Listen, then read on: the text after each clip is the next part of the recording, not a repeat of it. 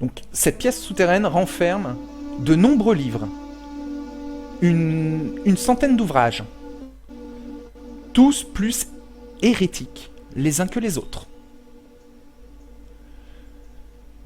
Il y est exposé les principes de lois naturelles, voilà, de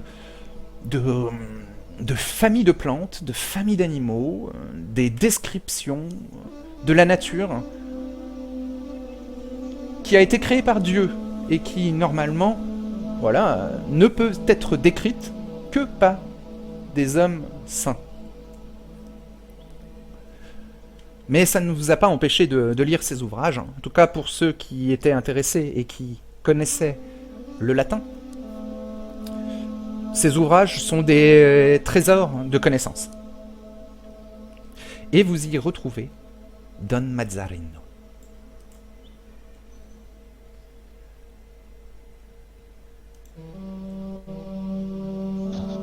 Il vous fait signe de la tête et vous invite à vous approcher. Frère Isambert va se glisser à sa droite, prêt à intervenir au moindre de ses gestes.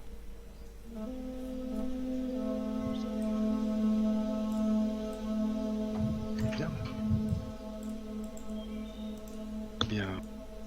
Moi, je vais m'approcher et saluer respectivement Don Mazzarino. Mhm. Respectueusement, pardon. Oui. Et m'installer attendre de voir qu'on peut faire pour lui. Bonsoir, mes chers ombres. Installez-vous. Je dois vous faire part de récentes découvertes.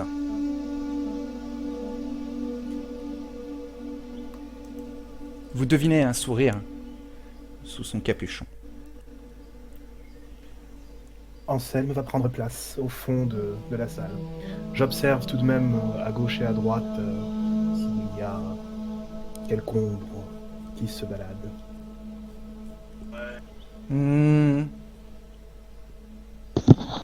Cet endroit n'est connu que de vous cinq. On ne sait jamais. Les animaux, parfois, peuvent pénétrer des lieux. Les murs sont terreux, le plafond aussi, et seul l'escalier est de bonne facture. Fait de bois solide et qui semble être préservé un petit peu du temps qui passe.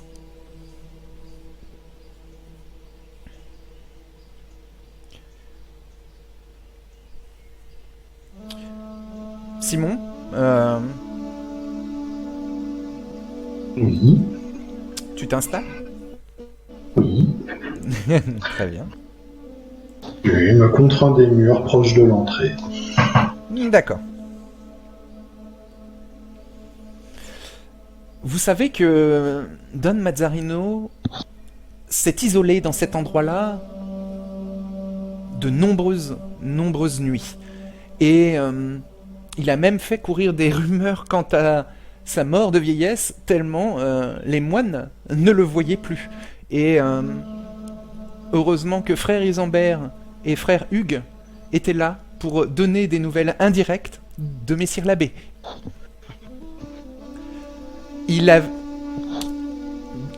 Don Mazzarino a l'air très intéressé par les ouvrages que l'ancien abbé avait cachés ici. Mes chers ombres, j'ai étudié les travaux laissés par mon prédécesseur.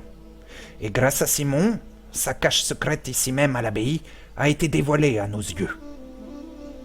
Dans cette cache, j'y ai trouvé un document fort intéressant parlant du plus grand des magiciens et de sa couronne tortueuse. Hérault de Saint-Germain a laissé derrière lui plusieurs repères après sa fuite, il y a 30 ans. J'ai retrouvé dans l'un d'eux une missive cryptée révélant qu'Aliénor d'Aquitaine a fait disparaître la relique du plus grand des magiciens avant les purges organisées contre les cathares par le roi et que celle-ci, cette relique, devrait encore se trouver sur son domaine à Toulouse. Cette relique n'est autre que la couronne des épines du Christ. Elle permettrait, selon un rituel complexe alchimique, de devenir soi-même un parfait, impur dans la théologie cathare. Pour un caïnite, cela équivaudrait, en distillant les restes du sang du Christ présent sur les épines, à devenir aussi puissant que le malin. Cette relique pourrait appuyer ou déstabiliser n'importe quel prince, pourrait maintenir l'ardeur de l'Inquisition à distance de notre abbaye. Et dans les heures sombres qui nous attendent, notre prestige est gage d'alliés fiables, et c'est sans doute ce qui fera la différence entre un seigneur et un mort.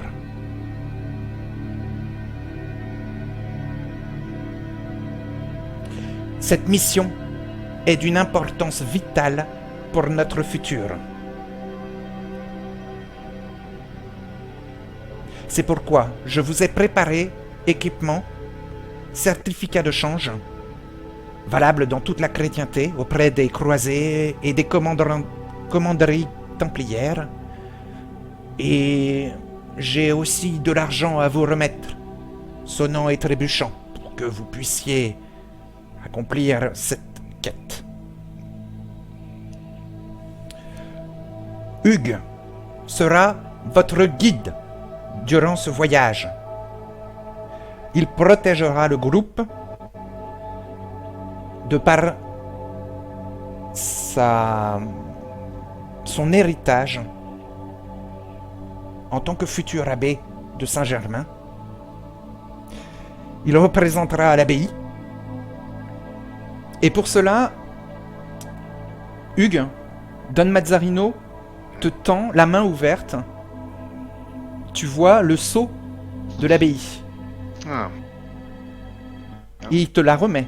Il te remet le sceau de l'abbaye qu'il portait à la main et avec lequel il signait tous les papiers. Mhm. C'est un grand honneur, sire.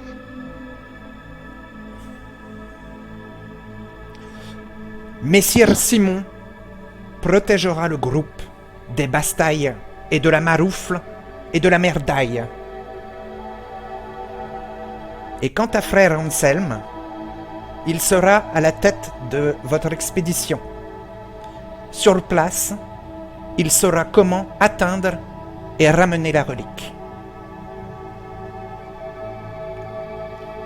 Je m'agenouille évidemment devant Don Mazzarino, me signant de la croix chrétienne.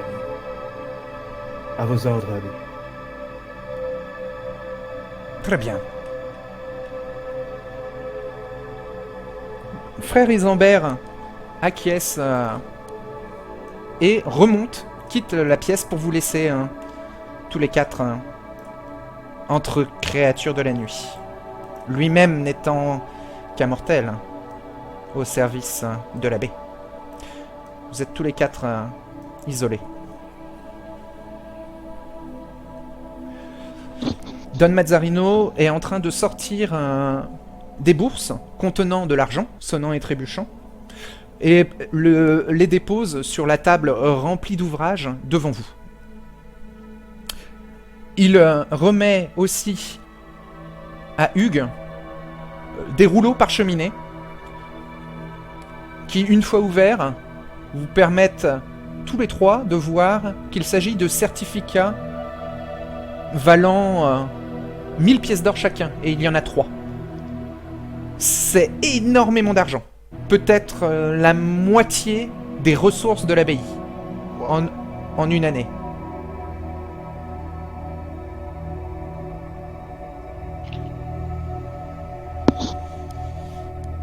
Quant aux bourses, elles sont constituées de 10 pièces d'or chacune, donc des écus français,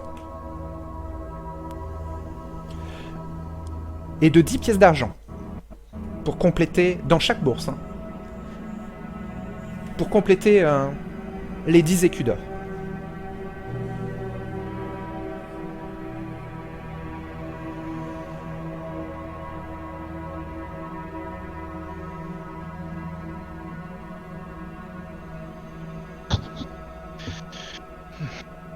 Bien.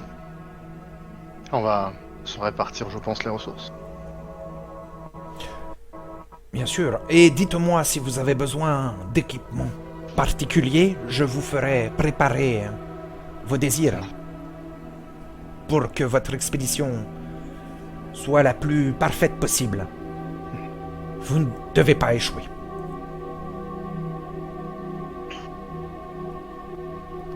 Bien sûr, Sire, nous allons faire de notre mieux. Je pense que une discussion avec frère Simon et frère Anselme s'impose sur les modalités du voyage. Ok. Donc, Don Mazzarino comprend, tout à fait, va vous laisser quelques instants et va se retirer de la pièce. Il va aller rejoindre frère Isambert à l'extérieur de la pièce secrète, va retourner dans les couloirs de l'abbaye, et il laisse derrière lui tous les manuscrits et toutes les archives sur lesquelles il a travaillé pendant ces années, ces 20 dernières années. Et effectivement, si l'un de vous vérifie, puisque tous les trois vous savez lire et écrire, plus facilement peut-être Hugues que les autres, mais tous les trois vous pouvez décrypter sur les manuscrits. Effectivement, il y a des espèces de messages codés entre un certain A et un certain R. Et Don Mazzarino y a noté à côté, à la plume, A pour Aliénor et R pour Raymond VI.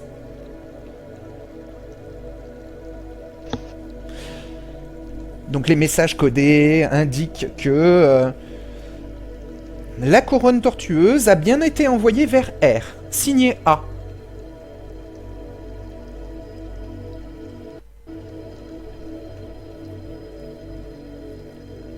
Voilà, c'est ce genre de missive cryptée que Don Mazzarino a étudié et a finalement réussi à percer le secret.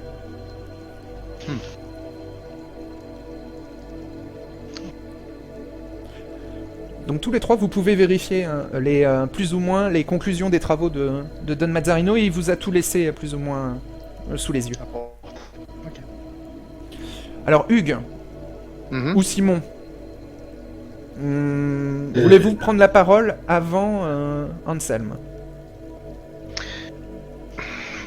Moi, j'aurais simplement envie de me plonger dans les livres, mais auparavant discuter un petit peu de la tâche qui nous échoit avec mes collègues. Bien sûr.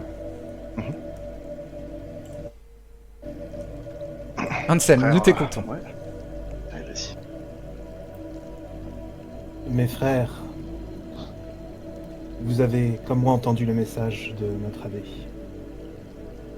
Nous sommes dans une croisade pour récupérer une relique des plus importantes. Et nos ennemis vont être sur notre passage, sur notre route, à chaque coin et à chaque recoin de la France, de ce royaume que nous allons traverser. Il nous faut mettre en place des relais pour nous assurer de pouvoir nous reposer en journée et voyager le plus prestement la nuit.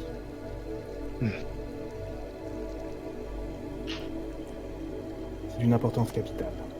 Messire Simon, nous aurons besoin de vos capacités d'éclaireur tout au long du voyage. Il nous faudra nous assurer d'avoir une livrée qui se prête à ce départ la moins curieuse possible sur nos activités nocturnes. Nous irons à la brune, dans l'obscurité, pour ne pas nous faire remarquer. vous me permettrez d'étudier les différents relais qui existent le long de la route. Atteindre le royaume de Raymond VI va être délicat et dangereux. Les routes ne seront pas sûres, mon frère Hugues. Simon et moi serons l'écu qui vous protégeront. Bien sûr, je compte sur vous, bien entendu, pour protéger nous protéger lors de notre voyage, mais je puis vous fournir un appui grâce à l'autorité de mon sire, Don Mazzarino, et de l'autorité qu'il me transmet grâce à ce sceau. Je pense pouvoir aussi nous trouver un abri dans les différentes abbayes et églises que nous croiserons. Cela peut constituer aussi un relais utile.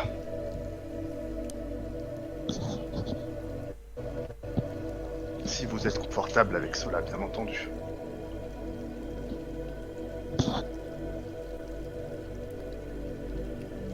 Messire Simon, avez-vous quelconque objection au dire de... Absolument aucune. C'est effectivement son autorité ecclésiastique nous ouvrira de nombreuses portes. En le temps que vous travaillez aux cartes pour rejoindre le comté de Raymond VI, préparez le chariot qui nous a maintes fois servi il y a des années, car nous trouvons malheureusement hors de portée d'un refuge avant l'aube. Une carriole pourra vous abriter tous deux de la morsure du jour. Je n'aurai pas ce problème désormais. Les aimants me terraient partout.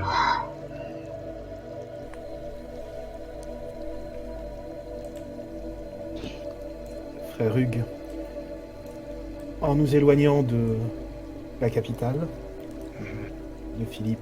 que Philippe Auguste a instaurée, nous serons probablement dans des terres qui nous seront pas forcément favorables, avec des espions sur la route. Aussi, si nous repérons, Simon ou moi, un quelconque danger dans une des abbayes que nous aurons choisies pour étape,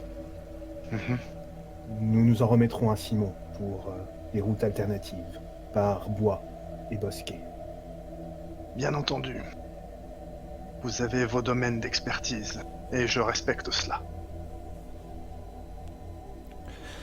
Nous sommes en 1229 et la situation politique en France est chaotique. Philippe II Auguste est mort le 14 juillet 1223, il y a donc 6 ans, pardon. Son successeur, Louis VIII, dit le Lion, est né en 1187 et a donc grandi et même combattu aux côtés de son père. Et à la mort de son père en 1223, devait logiquement reprendre sa succession pour amener le royaume de France à toujours plus s'étendre, s'agrandir et reprendre un peu son prestige d'antan. Malheureusement, Louis VIII meurt en 1226 d'une maladie qu'il attrape lors de sa croisade. C'est son fils Louis IX qui est le nouveau roi de France. Il est né en 1214, donc il a 15 ans actuellement, et il est sous la régence de sa mère, et n'est pas encore roi. Alors, il a été couronné roi, mais n'est pas encore en fonction. Sa mère, Blanche de Castille, pour l'instant, est la régente de France, et a arrêté la campagne d'expansion du royaume du bassin parisien, du domaine royal. La disparition de Philippe Auguste laisse le sud de la France en proie à la guerre avec les Anglais et avec les Cathares. Une croisade a été menée contre les Albigeois.